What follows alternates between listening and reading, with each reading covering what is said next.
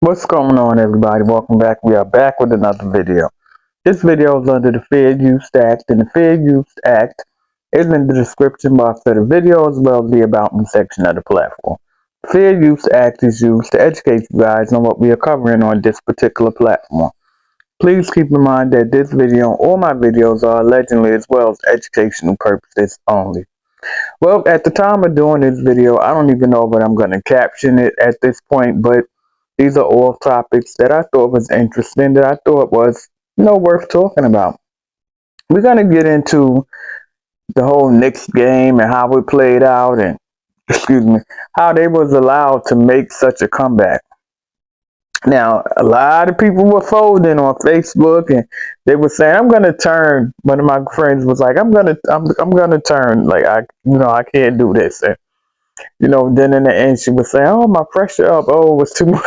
And it's like, they 1 point makes a difference.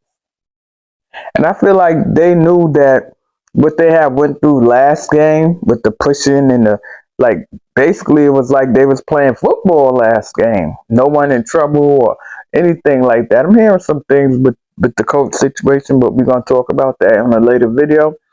And so I'm excited to know that they made it, even if it was just by 1 point. It gives us another game. It gives us a longer shot, and I could see us making it happen. Let me know what you guys think in the comment section. What do you think about how this game played out and how the Knicks made such a comeback?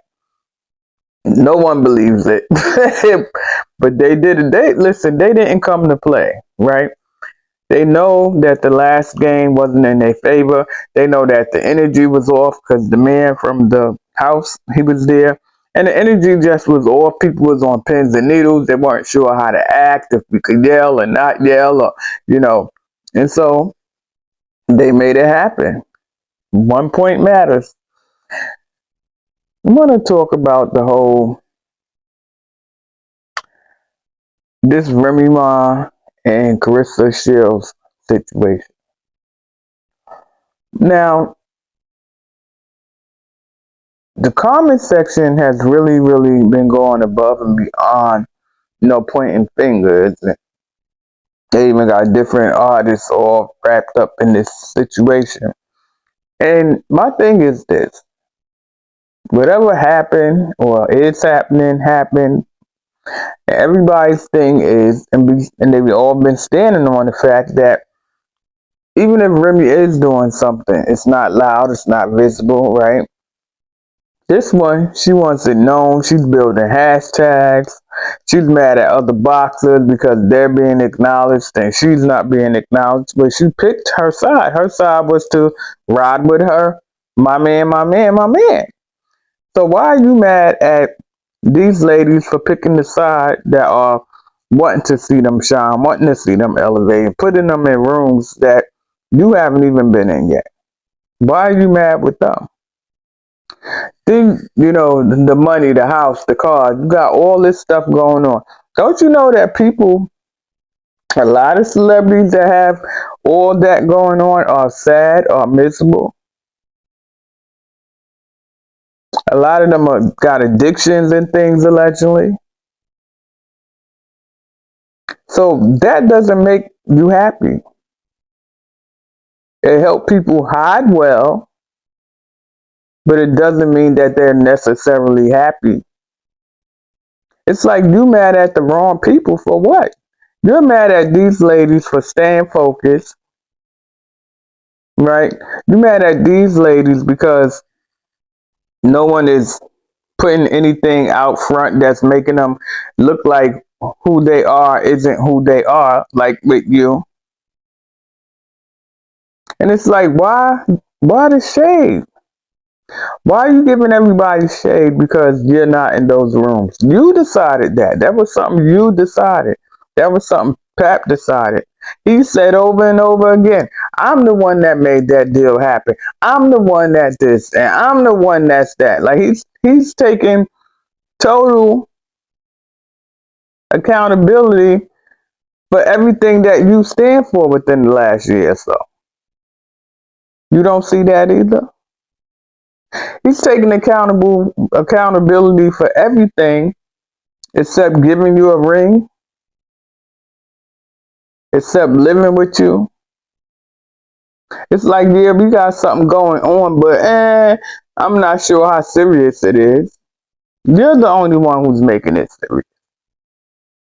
You're the only one that's making it serious. You're the only one that's really mad at the world. You're the only one that's mad at everybody else. You got a fight coming up allegedly. You got something else big coming up that's supposed to add more value to who you are. And it's like everybody's smiling except you. Everybody logging on and got no exciting story, something to share. You log on and you fighting with strangers. You log on and you telling people how bummy they are and poor they are, but it's poor the way that you think that it's funny that people are poor like you used to be. That's just crazy. Meanwhile, over at Remy Network, she's doing big numbers. Her first podcast over there is really, really climbing. In fact, I think they hit a million or something today. People talking about canceling all this other stuff because it's so much going on over there. Excuse me. It's so much going over there on the app. But yeah, like, girl, this is what happens, and I talk about this all the time. When people don't take time to heal from past situations, stuff like this happens. Always constantly blame the other person, other person, other person. This one mad at me. Nobody likes me. Everybody hates me. That's not true. Nobody's never said that they don't like your boxing. Nobody said they don't like your accomplishments. A lot of people is upset that you trying to fight, the wife and what you're doing. But for the most part, a lot of people don't like the fact that you are downgrading people that are living in lives in what you came from. In fact, your mom, your family, you got family still living over there where the water is not good. So how could you laugh at people because they're going through? Anyway, I want to talk about this whole Daphne Joy situation because there's a lot of pushback going on the internet. She did the whole academics interview, which I did watch. She did the no jumper interview. I couldn't even get into it because I feel like she was doing the same thing. I feel like she know exactly what she's doing. In my personal opinion, because I'm not going to stay here on this, I'm just going to give my opinion and I'm going to be done with it. Because at the end of the day, the video dropped. Then all of a sudden, she's ready. She's healed. She's ready to come out and tell her story. Well, not that story, but the story that sells. We have to be honest. We have to be honest. She's talking about the OnlyFans and those different kind of things. And my thing is this. Nobody is saying that 50 perfect, and nobody's saying that they never been through nothing and none of that. The end of the day, even with him, I get a little bit upset because I don't feel like no matter what, his son still gotta see certain things, right? And I don't feel like certain things he should put on the internet because that's still his child. I don't feel like she should be walking around. If you got to keep holding your shirt up or your whatever up so that your little things don't pop out. You knew you was going to an interview, right? You know what I'm saying? Like certain things, like our children are watching. I just feel like with this whole thing, like somehow she's losing that part. And 52, like I said, I don't like that he do her how he do her. I mean, I'm not saying he don't have the right to feel how he feel. That's not what I'm saying. I'm saying at the end of the day, they got a child.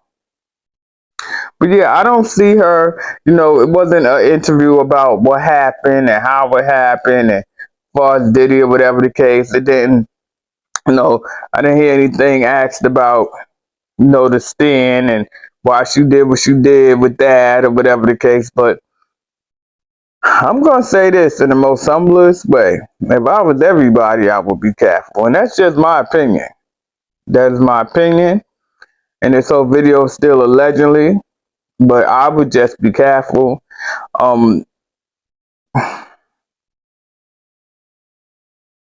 I would be careful because at this point, there's a lot of people. Just be careful. That's all I'm gonna say.